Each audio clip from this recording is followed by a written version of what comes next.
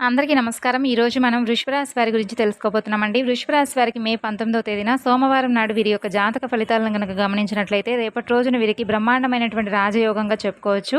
అలాగే రేపటి రోజున వీరికి చాలా అనుకూలమైనటువంటి రోజుగా చెప్పుకోవచ్చండి. ఎందుకంటే రేపటి రోజున మీకు చాలా రోజుల నుండి పెండింగ్‌లో ఉన్నటువంటి పనులు కానీ, లేదంటే ఏదైనా కొత్త విషయాన్ని తెలుసుకోవాలని చెప్పి ఆసక్తిగా ఉన్నటువంటి విద్యార్థులు కానీ, లేదంటే ఉద్యోగ అవకాశాల కోసం ఎదురు చూస్తున్నటువంటి ఉద్యోగస్తులు కానీ, ఇలా ప్రతి ఒక్కరికి కూడా రేపటి రోజున మీకు అనుకూలమైనటువంటి రోజుగా చెప్పుకోవచ్చు. మరి రేపటి రోజున వృషభ రాశి వారి జీవితంలో ఏ విధమైనటువంటి మంచి శుభవార్తలు, అలాగే మీకు అనుకూలమైనటువంటి ఏ సమయాన మీరు ఏం చేయాలో కూడా పూర్తిగా తెలుసుకుందామండి. మరి ఎవరైతే కొత్తగా వృషభ రాశి వారు మన ఛానల్ను చూస్తున్నారో ఛానల్ను సబ్స్క్రైబ్ చేసుకొని తప్పకుండా సపోర్ట్ చేస్తారని, వృషభ రాశి వారి గురించి ఈరోజు మనం పూర్తిగా వివరంగా తెలుసుకునే ముందు వృషభ రాశి వారు వీడియోను స్కిప్ చేయకుండా చివరి వరకు చూసినట్లయితే మీకు అర్థమవుతుందండి. మీరు రేపటి రోజున పట్టిందల్లా బంగారం కాబోతుందనే చెప్పుకోవచ్చు. ఎందుకంటే చాలా రోజుల నుండి మీ లైఫ్లో ఏది కూడా జరగడం లేదు, మేము అనుకుంటున్నవన్నీ కూడా వెనక్కి వెళ్ళిపోతున్నాయి, మాకు అసలు ఏం చేయాలో అర్థం కావడం లేదు, అసలు మేము ఎవరేం చెప్తున్నారో ఇంతమంది చెప్పేవాళ్ళు ఉన్నారు, ఏది నిజమో ఏది అబద్ధమో మాకు అర్థం కావడం లేదని చెప్పి ఎవరైతే ఏది కూడా అర్థం కాక వినడం కూడా పూర్తిగా మానేస్తున్నటువంటి కొంతమంది జాగ్రత్తగా అయితే మీరు వినండి. తప్పకుండా మీకైతే ఒక మంచి సమాధానం అనేది ఈరోజు ఈ వీడియోలో దొరకబోతుందనే చెప్పుకోవాలి. మరి ఆలస్యం చేయకుండా మీకు ఏదైతే జీవితంలో ఉన్నటువంటి ఊహించని కష్టాలు కానీ, ఊహించినటువంటి సమస్యలు కానీ, ఇలా రకరకాల ఇబ్బందులు, అవమానాలు, ఖర్చులు, అప్పుల పాలై ఏం చేయాలో అర్థం కాక కొన్ని రకాలైనటువంటి సమస్యలు మీ జీవితంలోకి మీ ప్రమేయం లేకుండా ప్రతిరోజు కూడా ఏదో ఒక విధంగా మిమ్మల్ని పలకరిస్తూ వస్తున్నాయి. ఇలా గత 5 సంవత్సరాల నుండి చెప్పాలంటే చాలా రకాలైనటువంటి ఇబ్బందులతో, సమస్యలతో చాలా ఫేస్ చేశారనే చెప్పుకోవాలి. అయితే మీ సమస్యల సంఖ్య అనేది పూర్తిగా రాబోయే రోజుల్లో తగ్గిపోతుందని చెప్పుకోవాలి. అయితే ముఖ్యంగా రేపటి రోజున మీ యొక్క అదృష్టం అనేది చాలా అంటే చాలా బాగుందని చెప్పుకోవాలి. ఎందుకంటే వ్యక్తిగతంగా ఈ రాశి వారు చాలా మంచివారండి. వీరి యొక్క మంచితనం వలన ఏంటంటే వీరికి సమస్యల సంఖ్య కూడా పూర్తిగా తగ్గబోతుందని చెప్పుకోవాలి. అలాగే కొంతమంది అనుకుంటూ ఉంటారండి, ఎవరికైనా కానీ చెడ్డ బుద్ధి ఉన్న వాళ్ళకు ఏంటంటే ఎదుటివారి చెడు కోరుకునే వాళ్లకు ఏదైనా కానీ ఎవరికైనా కానీ ఇబ్బందులు అంటే తప్పకుండా వస్తూ ఉంటాయి. అయితే మనం ఎంతవరకు మంచిగా ఉంటాం, మనం ఎంతవరకు ధర్మపరంగా న్యాయపరంగా మన పనులు మనం చేసుకుంటూ ఉంటామో అలా కల్లోనైనా కానీ మనం ఎవరు కూడా ఎవరి చెడును కోరుకోకుండా ఉంటే తప్పకుండా దైవానుగ్రహం అనేది మనకు అనుకూలంగా ఉంటుంది. కాబట్టి ఈ విధంగా భగవంతుడు కూడా అలాంటి వారిని ఆశీర్వదిస్తాడు. కాబట్టి మీ మంచితనం వలన మీకు భగవంతుడి యొక్క అనుగ్రహం కూడా తోడవబోతుంది. కాబట్టి మీలో ఈర్ష, అసూయ, కుళ్ళు ఇలాంటివి చాలా తక్కువగా ఉంటాయి. మనిషి అన్న తర్వాత ప్రతి ఒక్కరికి కూడా కుళ్ళు, ద్వేషం ఉంటాయి, కానీ మీకు ఉన్నాయి. పూర్తిగా లేకుండా అయితే ఎవరికి ఉండవండి. ఉన్నాయి కానీ చాలా తక్కువగా ఉన్నాయని చెప్పుకోవాలి. అసలు లేకుండా ఏ మానవుడు కూడా ఉండడు. కాబట్టి ఏ మనిషికైనా కానీ భూమి మీద పుట్టినటువంటి ప్రతి మనిషికి కూడా కొంచెమైనా స్వార్థం, ఆశ ఇలాంటివి తప్పకుండా ఉంటాయి, ఉండాలి కూడా. మనిషి జీవితానికి అర్థం పరమార్థం ఇవే కదా. ఆశ, ఈర్ష, స్వార్థం ఇలాంటివి ఉంటే ఏంటంటే జీవితంలో మనం ఒక ఆశతో ముందుకు ఎదగలుగుతాం. అలా లేకుంటే ఏది కూడా మనకు లేకుండా ఉండాలి అని అనుకున్నప్పుడు, ఏది లేనప్పుడు మనం కూడా ఉంటే ఏంటి లేకపోతే ఏంటి అన్నట్లు ఫీలింగ్ వచ్చేస్తుంది. కాబట్టి ఒక తపన, ఒక పోరాటం అనేది తప్పకుండా ప్రతి మనిషిలో ఉండాలి. జీవితంలో ఒక గోల్ అనేది కూడా ఉండదండి ఇలాంటివి లేకపోతే. కాబట్టి ఇలా ఆలోచిస్తారు కొంతమంది. అయితే ముఖ్యంగా ఈ రాశి వారు ఎక్కువగా ఇలా ఆలోచిస్తూ ఉంటారు. ఎదుటివారు ఎప్పుడూ కూడా దెబ్బతినాలి, ఎదుటివారు నాశనం అయిపోవాలి, వాళ్ళు చెడిపోవాలని చెప్పేసి కలలో కూడా ఎప్పుడూ కూడా ఈ రాశి వారు ఎవరి చెడును ఎవరి కీడును కోరుకోరు. కాబట్టి వీరికి కష్టాలు అనేవి కూడా చాలా వరకు తగ్గుముఖం పట్టబడుతున్నాయి. భగవంతుని యొక్క ఆశీర్వాదం వల్ల వీరి జీవితంలో చాలా సమస్యల సంఖ్య అనేది కూడా తగ్గించుకోబోతున్నారని చెప్పుకోవాలి. ఇక రేపటి రోజున వీరికి మంచి శుభవార్తలు కూడా వినేటటువంటి అవకాశాలు చాలా ఎక్కువగా కనిపిస్తున్నాయండి. ఎవరైతే ఉద్యోగం కోసం ఉద్యోగ అన్వేషణలో భాగంగా ఎవరైతే మంచి ఉద్యోగం రావాలని చెప్పి చాలా రోజుల నుండి ఎదురు చూస్తూ ఉన్నటువంటి ఉద్యోగస్తులు రేపటి రోజున మంచి ఒక అవకాశం మీ తలుపు తట్టబోతుందనే చెప్పుకోవాలి. ఇంకా అలాగే రేపటి రోజున ఎవరికైనా కానీ మీరు అన్నదానం చేయండి, లేదంటే ఏదైనా వీలుంటే దానం చేసుకోండి.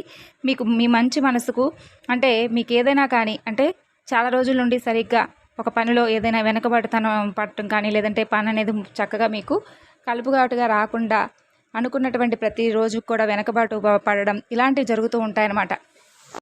అలా ఏమీ లేకుండా మీరు అనుకున్నటువంటి పనిని చక్కగా మీకు రేపటి రోజున పూర్తి చేయాలంటే తప్పకుండా మీకు దగ్గరలో ఉన్నటువంటి శివాలయానికి వెళ్ళండి. అలాగే పరమేశ్వరుడు యొక్క ఆరాధన చేసుకోండి. అక్కడ ఉన్నటువంటి యాచకులకు కానీ, లేదంటే ఇంకెవరికైనా కానీ మీ వంతుగా ఏదైనా శక్తి సామర్థ్యం మీకు శక్తి ఉంటే ఎవరికైనా అన్నదానం చేయండి. లేకపోతే మీ వంతుగా ఏదో ఒకటి వస్తు రూపేణ, ధన రూపేణ వారికి సహాయాన్ని వారికి ఉపయోగపడే విధంగా అందివ్వండి. అది మీ కుటుంబానికి కూడా చాలా చక్కగా ఏదో ఒక విధంగా సమస్యలు లేకుండా, ఏదైనా సమస్య వచ్చి మిమ్మల్ని పలకరించినటువంటి సమయంలో కూడా భగవంతుడి యొక్క అనుగ్రహం మీకు తప్పకుండా తోడవుతుంది.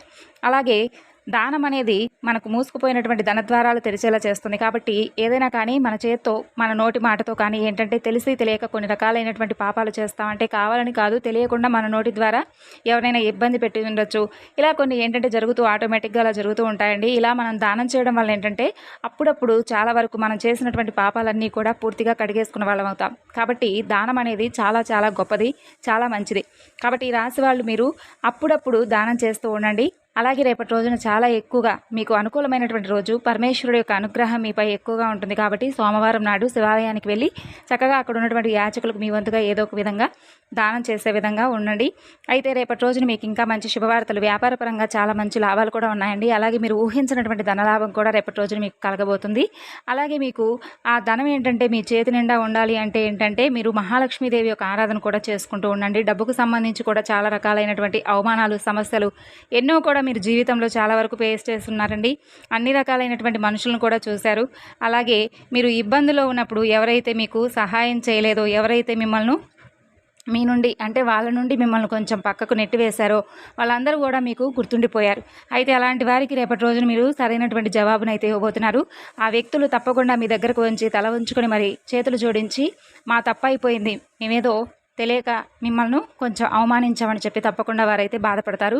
కాబట్టి వాళ్ళ రోజున మీరు చాలా స్టాండర్డ్గా నిలబడబోతున్నారనే చెప్పుకోవాలి. కాబట్టి ఎన్ని సమస్యలు వచ్చినా కూడా మీరు ఏంటంటే అండి మీకు ఉన్నటువంటి గుండె ధైర్యంతో ఏ సమస్యనకైనా కానీ స్థిరంగా నిలబడి ఆ సమస్యల నుండి తప్పించుకునేటటువంటి మంచి ధైర్యం అనేది మీకు ఎక్కువగా ఉందనే చెప్పుకోవాలి. కాబట్టి భగవంతుడి యొక్క ఆశీర్వాదం మీకు ఎక్కువగా దక్కిందనే చెప్పుకోవాలండి. ఇక సమస్యలు రావని కాదండి, మానవుడు అన్నాక ప్రతి మనిషికి కూడా, భూమి మీద ఉన్నటువంటి ప్రతి జీవికి కూడా కష్టం నష్టం అనేవి సహజంగా వస్తూ ఉంటాయి. ఎవరికి కూడా లేకుండా ఉండవు. ఇక్కడ ఎప్పుడూ కూడా అలా అనుకోకూడదు. ఎందుకంటే ఎంత కోటీశ్వరులైనా ఉండొచ్చు, ఎంత చెట్టు కింద ఉండేవాడికైనా కానీ కష్ట నష్టాలు అనేవి ఉంటాయి. అలా సమస్యలు అనేవి కాస్తో కోస్తో ప్రతి ఒక్కరికి ఉంటాయి. కాబట్టి మీకేంటంటే భగవంతుడి యొక్క ఆశీర్వాదం వలన కొన్ని సమస్యల సంఖ్య అంటే ఇప్పుడు 100 సమస్యలు వచ్చాయనుకోండి, భగవంతుడి యొక్క ఆశీర్వాదం వల్ల ఏంటంటే మీకు ఆ 100లో 10 సమస్యలే మీకు దగ్గరవుతాయి. ఆ 10 సమస్యల వరకే మీ దగ్గరకు ఉంటాయి. 90 సమస్యలు మీ నుండి వెళ్ళిపోయినట్లే. అలా 100 సమస్యల్లో మిమ్మల్ని 90 సమస్యలు పక్కకు వెళ్ళి 10 సమస్యలు మాత్రమే పలకరిస్తాయి. కాబట్టి ఈ విధంగా భగవంతుడి యొక్క అనుగ్రహం అనేది మీకు పుష్కలంగా ఉంది. కాబట్టి ఈ విషయాన్ని ఎప్పుడు కూడా మర్చిపోకండి. ఇక మీరేంటంటే కాస్త మీ చేతితో ఎవరికైనా దానం చేయడం వల్ల, లేదంటే గోమాత పూజ చేసుకోవడం, ఇలా గోమాతను తాకి కాస్త పసుపు రాసి కుంకుమ బొట్లు పెట్టి ఆవుకి ఏదైనా అరటిపండ్లు ఇలాంటివి కాస్త గోమాతను ఎవరైతే భక్తి శ్రద్ధలతో పూజిస్తూ ఉంటారో సకల దేవతల యొక్క అనుగ్రహం వారికి దక్కినట్టే అంటారు. కాబట్టి గోమాత యొక్క సేవ చేసుకోవడం వల్ల మీకు సకల దేవతల యొక్క అనుగ్రహం తప్పకుండా పొందినట్లే. ఇక శుక్రవారం రోజున కూడా మీరు తప్పకుండా ఈ విధంగా పాటించి చూడండి.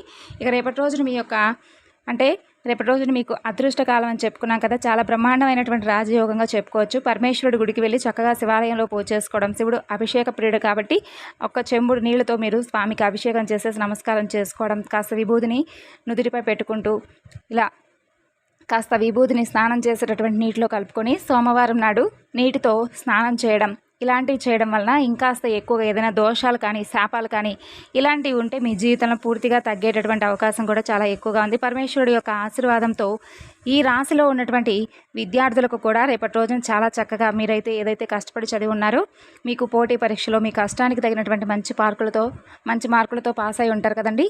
అయితే అది చూసి ఇంట్లో తల్లిదండ్రులు కూడా చాలా సంతోషించుంటారు. అయితే మీకు కూడా రేపటి రోజున ఒక మంచి ఉద్యోగ అవకాశం కూడా తలుపు తట్టేటటువంటి అవకాశం కనిపిస్తుంది. అలాగే మీరు బిజినెస్ పరంగా ఏదైతే అంటే బిజినెస్లో మీకు బాగా కలిసి వచ్చేటటువంటి అవకాశం కూడా రేపటి రోజున స్పష్టంగా కనిపిస్తుంది. అంటే అది ఒక జాబ్ కావచ్చు, ఒక బిజినెస్ అవ్వచ్చు, ఇలా మీరు చిన్నటువంటి ఏదైనా కానీ చిన్న కూలి పనైనా కానీ మీకు అందులో కలిసి రావడానికి రేపటి రోజున అవకాశం అనేది చాలా ఎక్కువగా కనిపిస్తుంది. ఈ విధంగా రేపటి రోజున మీకు చాలా బాగా అంటే మీ పనుల్లో బిజీగా ఉంటారు. చాలా వరకు 90% మీరు బిజీగా ఉంటారండి. ఇక అలాగే సమస్యలు అనేవి కూడా వచ్చిన ఒకప్పటికి అండ్ సమస్యల ప్రభావం అనేది రేపటి రోజున పూర్తిగా తగ్గిపోయి మీరు ప్రశాంతంగా సంతోషంగా ఉండేటటువంటి అవకాశమే ఎక్కువగా కనిపిస్తుంది ఈ రాశి వారికి. అయితే ఎప్పుడైనా కానీ మనిషికి ఉండవలసింది జీవితంలో ధైర్యం, నమ్మకం. ఇవి ఉంటే ఎటువంటి సమస్యలు కూడా మనల్ని డిస్టర్బ్ చేయలేవు. ఇదొక్కటి మాత్రం తప్పకుండా గుర్తుపెట్టుకోండి జీవితంలో. ఎందుకంటే మీ అనుభవాలు, మనుషులు నేర్పినటువంటి పాఠాల వలన మీరు మనుషులను చూసి ఫేస్ రీడింగ్ చేయగలిగేటటువంటి శక్తి కూడా మీకు ఎక్కువగా ఉంది. కాబట్టి జనాలతో మీరు కాస్త తక్కువగా ఉండండి. అంటే తక్కువగా మాట్లాడండి, మాటలు ఎక్కువగా మాట్లాడద్దు. అతిగా మాట్లాడటం వల్ల అనర్థాలకు దారితీస్తుంది. కాబట్టి అలా ఎక్కువగా మాట్లాడి లేనిపోని సమస్యల్లో కూడా మీరు చిక్కుకోవద్దు.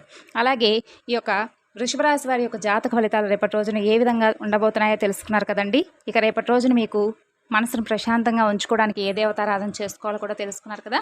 మరి ఈ వీడియోలో చెప్పుకున్నటువంటి వివరణ మీ అందరికీ కూడా నచ్చింది అనుకుంటున్నాను. మరి నచ్చితే తప్పకుండా మరి కొంతమందికి షేర్ చేయండి. తిరిగి రేపటి వీడియోలో మళ్ళీ కలుసుకుందాం. అంతవరకు నమస్కారం.